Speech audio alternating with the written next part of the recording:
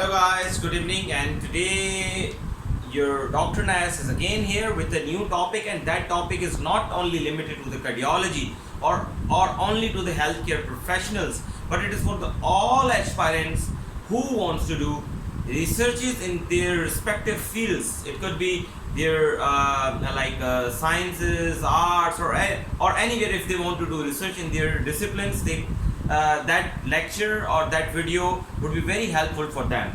So without wasting time, we would move. We are moving towards our today's topic, that is how to conduct a research study or to write a case report. So before going towards the steps, I just want you to be very much attentive, or very much to open up your minds that why are you watching this video. If you're really aspiring to be a researcher or to be a good researcher, and you don't have any idea how to start, from where to start, then obviously that video would be a ray of hope for you guys. And what is my credibility to make this video? Recently I have completed my 1-year diploma of Foundations of Clinical Research from the Harvard Medical School, Boston. So without wasting time, we have to move towards if you are thinking that I need to do something in the research, and if you want to be a researcher, first of all you must have an idea, you must have a motivation, you must have some aspiration to this study. So if you have any a slightest of idea of anything, like if you are a cardiologist and you want to do something in heart failure, then you just keep stuck, just be with the heart failure. Don't go into many fields, just go with the single department, single topic on which you will have to keep doing researches. So you must have an idea initially on which you want to do research. Then you have to, after having an idea and the motivation and aspiration for the study, and if you are too much dedicated, to spend a lot of time for researches, then you have to move further towards next thing, that you have to ask a few questions from yourself. You have to ask that the idea which are coined by you in your mind, that on which you really want to do the research, that what you want to do with that idea, what actually you want to do. For suppose if you are thinking that I want to compare ACE with ARBs, if I am talking about cardiology, because obviously I am a cardiologist. So if you are thinking about the comparison of two drugs, or if you are thinking that the ACE are more effective in controlling the blood pressure than the ARBs, then you have to, this is idea which is coined by your brain, which is coined by you, then you have to ask that what to do, how to do, what will you do with that idea, and how you will do all this comparison, and why to do, and why it is very important. What the impact would you give to the community when you will be performing, and when you accomplish that research? Would that be very useful or not? If it is not useful, then it means your idea is not good. You have to change your idea. And if your mind is not answering that question, that what to do, how to do, again you need to answer those questions before going further. So to answer these questions, and what problems and difficulties would you face, you are thinking, or you are assuming that those would be the difficulties and problems when you will be doing the research on that idea which is coined by your brain, then all the answers of these questions you would get in this step number 2. In the step number 2, if you are if you have an idea and you ask all the questions and you don't have answers of a few questions, you will get all the answers of these questions in step number 2. And what is the step number 2? Literature review. Research, it stands for research. You have to search it again, because the thing which you are searching in your population, or the idea which is coined by your brain, probably that would have been coined by another one in the past. So you have to do the literature review. You have to Google it. You have to search that how many these similar sort of ideas have been done by the people in the world or in other countries or in other population. Then you have to read them, how they did their studies, were they, and which type of study actually they performed. Was that cross-sectional? Was that randomized controlled trial? Was that meta-analysis? Was that a cohort study? Was that a case control study? So you must know that what was the methodology. Now you will ask me that how would you know that what was sort of the methodology was being done was being done on that population. Then again, if you have done a like a basic or a foundation course in a research, then it's fine. If you haven't, then no need to worry about it. You are not need to do the short course before going or before performing the research. But while studying the methodology, you will be having a very great idea that what you want to do and how you will do your study. You can do your studies very similar to those studies who have already performed, because I would suggest you, if you are like a very beginner, like if you are doing a very first study, then start from the simplest one. Start from the observational studies in which you do not need to do any experiments, in which you do not need to follow the patients, and you do not need to do the cohorts, in which you do not need to do comparisons, in which you do not need to do randomized control trials, in which you do not need to do any control trial. The only thing, if you are beginner, you need to do only and only observational studies, the simplest one, which are the cross-sectional studies.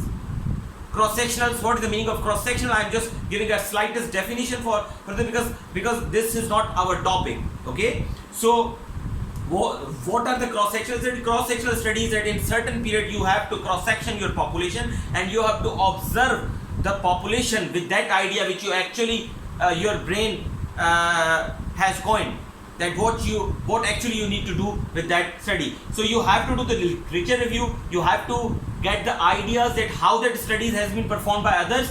Then you have to plan, you have to make a map of your study according to the study which already have been performed by others. Okay, this is not plagiarism. This is not plagiarism at all. If anything thinking or any assumption is coming in your mind that Dr. Nass is telling us to do the plagiarism, no, this is not plagiarism. Plagiarism is like you are copying the material or the writings of the study. You do not need to copy the material or the discussion or the results of the study. No, never at all. You have to do what you need to do, that you have to copy, you have to follow. Actually, you do not need to copy, but you have to follow the methodology on which that study has been performed. Okay, and then you have to slightly modify your study and your idea according to it. So literature review is must. The building block of any research or any case report is literature review. If you have any case report, you have an idea to write a case report, then you have to ask that why I am writing this case report, what to do with this case report, was that case report would be very beneficial. Then again you have to do the literature review, that these sort of case reports has been already reported by others or not. If others, then you have to check it out. If it is very common, then I would suggest you not to write that case report. But if it is very much common in other population but not in your population, then again you have to write that case report. That it is why, because it is not common in your population. So after that literature review, you have to write down all the details. You have to write down the brief summary of methodology. You have to write down a very superficial discussion about the study, why you want to do, what you would do with that study. And after writing all these things, you have to go towards the ethical committee. You have to get the IRB approval, because all the good journals and good impact factor journals need that document before starting your study, because that document actually confirms that your study is ethically proven, ethically smart, and you haven't done anything unethical during your procedure and during your methodology of the study. After doing all this, then you will get the permit to do the study in certain institution or in certain areas. Then data collection. Data collection would be the fourth step. Now that IRB is not it's not something very difficult to obtain, and it is not very easy thing to obtain. It's something which is very mandatory for the good impact factor journals. And now you would ask that what are the ethical committees? Ethical committees are usually formed by institution at their own, and they approve their researchers to do and they give permit to their researchers to do the study in the institution or in certain area. If that certain area is related to the government body, then obviously the government or the authoritative or the authority of that institution would give you the IRB approval. If you are doing research in an university or in any institution, then that institution or the ethical committee of that university or the institution would give you IRB approval. And after IRB approval, you will be like fully allowed to do the data collection. You have to collect your data in certain time period in which you have already mentioned in your methodology that for certain period you have to collect the data. You have to collect the data, and that actually needs sincerity. You do not need to fake the data. Why? Because if you would do that, then the next step, when data analysis would be done, your data collection would be like fully shown in data analysis that you have faked the data. That is the only reason that third world countries or developing countries won't get their publications in good journals. Reason is that they usually fake the data. Okay, so do not do this. Do the data collection with with full sincerity, and that after data collection you need a statistician who will do the data analysis. If you are good in statistics, you can do this as well, but most of the time you need a data analyst or statistician to do this, because these are something which is very tricky, which is very professional, which is very smart. So you need to do the specialized courses for the data analysis. If you haven't done anything in the research, you need to sublet, you need to ask any data analysis analyst to do this section. After all this, when you would have data and the results, then excuse me, you have to write the whole study. Now again, what you need to write in the study, you have to write introduction first. Probably that the introduction would be the same which you have already written for the synopsis, and the discussion again would be the same which you have already written for the synopsis. Now methods again would be the same which you have already written for the synopsis. Now the results would be same which you would get from your data analysis from your statistician. So most of the time your statistician after doing this data analysis would write results for you guys. You have to write conclusion. That the conclusion part would be the only thing which you have to write after completion of the study, because results would be written by a data analyst. You have to write the conclusion only, and then at the end is obviously you have to give the references which you have already given in step number 2 in synopsis. So after all this, after writing, now the problem is publication. The whole study, if you would ask me that the most difficult part of the study, which are the most difficult part, I would say that step 1 and step 2 are the most difficult one, because after IRB data collection is the easiest one, but it needs sincerity, and the most difficult part after all that is publication. Why? Because in most of the journal, when you would send your studies, they would reply you in like in a months or in a weeks or in years. So you need a journal who have to answer you like promptly. So and obviously you want to publish your after all this hard work and struggle, you need to publish your, and obviously you would be like aspirant to publish your study in a good journal, in a journal which would have a good impact factor. So for that publication you need to write a very smart study, very sound study, very crisp study. If you have done all these things with full sincerity, then you would get your publication in a very good journal. Now there would be a certain questions in your mind, which I have assumed that obviously most of the people ask this, that do you need to do any short course before doing or before performing the study? I would say no. If you have done already, it's a good thing, but if you haven't done it, it does not mean that you are not able to do any study. No, you can do, but the literature review is the most important part for the beginners. You have to do the literature review again and again. You have to see what sort of studies have been done on your idea, and then very similar study you have to make, and very similar sort of methodology you have to make and write down, and then you have to go towards the IRB approval. Now you would ask me, do you need the teamwork? Yes, at least 4 to 5 people you would need a separate, because it is not necessary that a person who has coined the idea would do all the things itself. No, most of the time what I do, that I would coin the I would take the ideas from others, I do the IRB approval and synopsis for them, they do the data collection, and we get done this data analysis from a statistician.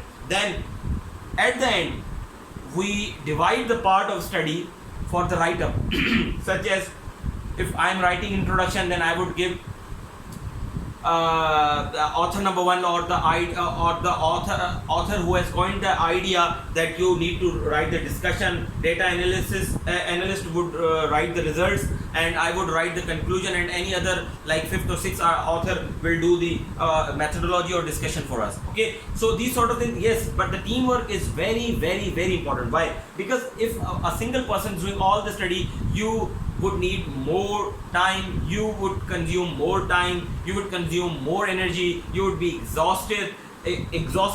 Why? Because this is very exertional work. This work actually needs dedication, time, and a lot of literature review, a lot of research studies, reading and all these things. So I would suggest you that at least make a team of 6 people and do 6 studies, on which all the 6 authors would have a different idea, and they do all the things, and then distribute the work among those 6 people. And at end of the year, if everybody would be doing one study and 6 people of the group, at end of the year you all 6 people would have 6 studies, because you all will be doing work together, and everybody would have one study, and then 6 people would have 6 studies. And if you are writing the name of 6 people in one study, then at the end of the year you would be having 6 studies.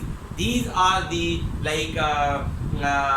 things on which actually I am working right now. In last couple of years I have published I got my studies published in international and national journals, more than 12 studies got publication in national and international journals. If you want to actually want to see what sort of works I have done on research, then you can go to my Google Scholar account, or you can go to the LinkedIn, on my LinkedIn account. It is also named as Dr. Naveed Ahmed Sheikh. You would get all the links, like the links of all my studies, and you would get all the PDF form of my studies. You can read and do the literature review as well. So now the important is that, do you need a good writer? Yes. Why most of the time your study doesn't get publication in a good good journal? Why? Because your writing is not good. The professional writers write a study in a very good manner because they know how to write, when to write, what not to write, what to write. Okay, but we as a lame person, like as a physician or a healthcare professional or other people, we can do the data collection and all these things, but the writing section is actually very difficult. So if you have a good writer, I would suggest you make team of 6 people. You must have one person who would be a good writer, who can guide you that what to write, what not to write, how to write. So yes, you need a good writer. Do you need money? It depends upon what sort of study you are doing. If you are doing a randomized controlled or very difficult studies on which you have to do the very difficult data collection, you need to hire the data collectors. Then obviously you need money. Sometimes you need you haven't a good writer in your team, so you have to sublet your study for the write-up. So again you need money. So it depends what sort of work you are doing.